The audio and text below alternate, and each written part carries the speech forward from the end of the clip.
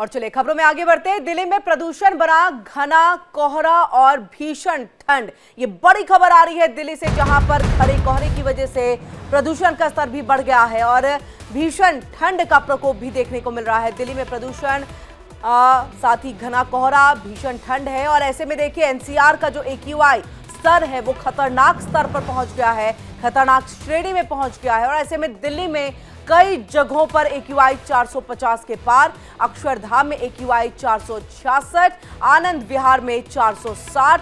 प्रदूषण के बीच में दिल्ली में कोल्ड वेव का अलर्ट भी जारी कर दिया गया है। शीतलहर को लेकर के IMD ने जारी किया है येलो अलर्ट। और इस वक्त देखिए दिल्ली के अंदर या फिर पूरे उत्तर भारत की हम बात कर ले तो कड़ाके की ठंड शुरू हो गई है।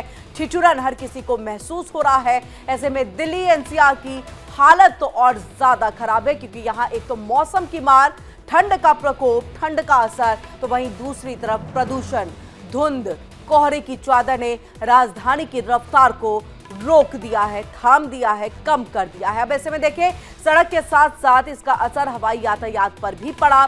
कोहरे के कारण सड़कों और हाईवे पर चलना जोखिम सा हो गया है। दिल्ली के इंदिरा गांधी इंटरनेशनल एयरपोर्ट पर खराब मौसम और लो विजिबिलिटी के चलते कई उड़ानें लेट हुई और आज भी कई इलाकों में AQI 400 के पार है। सड़कों पर धुंध की चादर है। बढ़ते प्रदूषण की वजह से लोगों को सांस लेने में मुश्किलें हो रही हैं और ऐसे में उत्तर भारत के ऊंचाई वाले इलाकों में बर्फबारी और मैदानी इलाकों में बारिश के कारण जम्मू कश्मीर में पारा लुढ़क गया, जबकि पंजाब और हरियाणा की अगर हम बात कर ले तो ठंड का प्रकोप यहां पर भी बढ़ गया है।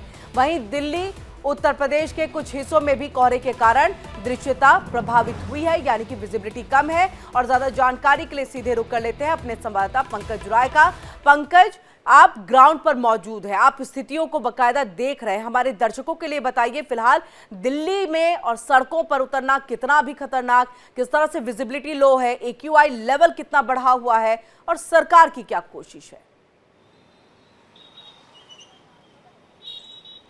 जी बिल्कुल, देखिए राजधानी दिल्ली की बात किया जाए तो विजुअलिटी जो है, अगर जो अंदर के इलाके हैं अगर वहाँ देखा जाए तो 60 से 70 है, लेकिन बाहर के जो रोड है या हाईवे हैं वहाँ पर बेहद कम है, 30 तक विजुअलिटी है। तो ये कहीं ना कहीं लोगों के लिए मुसीबत है। जिस तरह से देखा जाए तो राष्ट्रीय राजधानी दिल्ली में लगातार प्रदूषण की मार, उसके साथ साथ घटती विजुअलिटी कहीं ना कहीं लोगों के लिए मुसीबत है, क्योंकि वैसे भी लोग नहीं निकल पा रहे, लेकिन किसी को इमरजेंसी में कहीं जाना है तो अब उसको भी सोचना पड़ रहा है कि किस तरह से जाएं, किस रूट से हम जाएं कि हम जल्दी पहुंच जाएं। लेकिन ऐसे में दिक्कत सबसे ज़्यादा उन लोगों को है जिन लोगों को इमरजेंसी काम था या इमरजेंसी काम के लिए कहीं बाहर जाना था। ये इसका साफ तौर पे अगर असर देखा जाए तो कहीं ना कहीं रेलवे और हवाई यातायात पर भी साफ नज़र आ रहा है। 24 घंटे का अगर आंकड़ा देखा जाए तो रेलवे में लगभग 100 से अधिक ट्रेन जो है ऐसे जो देरी से चल रही थी, लगभग अगर देखा जाए तो 3 घंटा से लेकर के 10 घंटे की देरी पर ट्रेन चल रही है। तो इसका कहीं ना कहीं असर लोगों को जल्दी जो पहुंचना था नहीं पहुंच पा रहे हैं, ये भी समस्या है। उसके साथ साथ अगर हवाई यातायात की बात किया जाए पिछले 24 घंटे में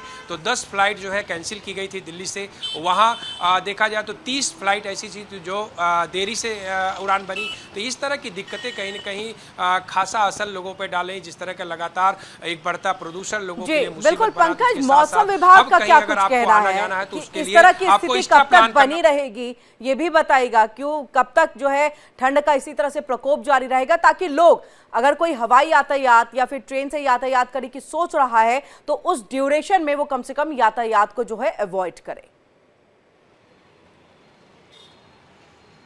देखिए, मौसम विभाग के अनुसार जो है अभी 27 तारीख तक इस तरह का मौसम रहने की उम्मीद है। कोहरा बढ़ भी सकता है, थोड़ा बहुत धूप भी निकल सकती है, बादल छाए रहेंगे, ये तमाम चीज़ें। मौसम विभाग के अनुसार जो है टेम्परेचर अधिकतम न्यूनतम जो है 7 से 9 के बीच में रह सकता है, अधिकतम तापमान जो है 20 से 23 के बीच में रह सकता है। तो ये भी मौसम विभाग की तरफ से लगातार बताया गया। वहीं अगर आप रेल यातायात या हवाई यातायात की बात करेंगे, ठीक है पंकज, बहुत बहुत शुक्रिया पूरी जानकारी हम तक यहाँ पर पहुँचाने के लिए।